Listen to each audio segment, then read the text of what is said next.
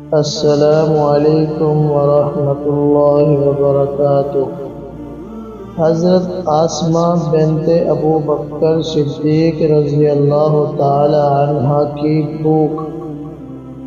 حضرت آسمہ بنت ابو بکر رضی اللہ تعالی عنہ فرماتی ہیں کہ حضور صلی اللہ علیہ وسلم نے بنو نصیر کے علاقہ میں حضرت ابو سلمہ اور حضرت زبیر رضی اللہ تعالی عنہ کو ایک زمین بطور جاگیر دی۔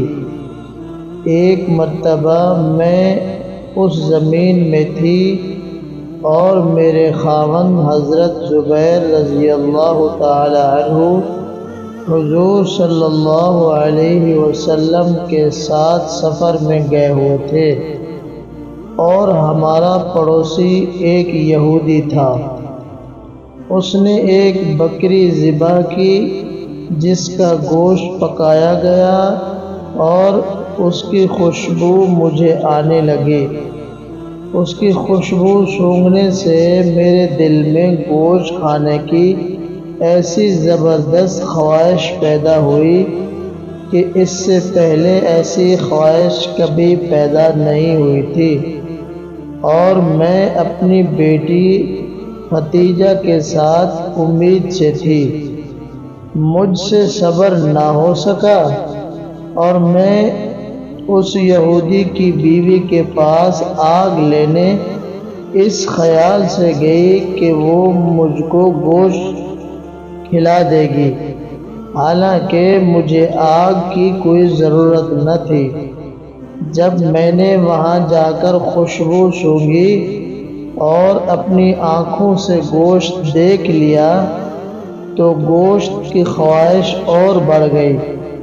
تو جو آگ لینے گئی اور پھر تیسری مرتبہ گئی، وہ یہودی عورت ہر مرتبہ مجھے آگ دے دیتی اور گوشت نہ دیتی۔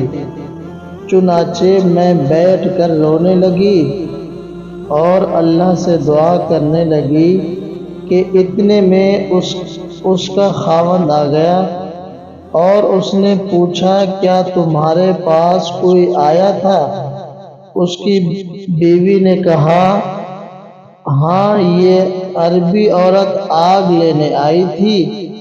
تو اس یہودی نے کہا جب تک تم اس گوشت میں سے کچھ اس عربی عورت کے پاس بھیج نہیں دو گی، اس وقت تک میں اس گوشت میں سے کچھ نہیں کھاؤں گا۔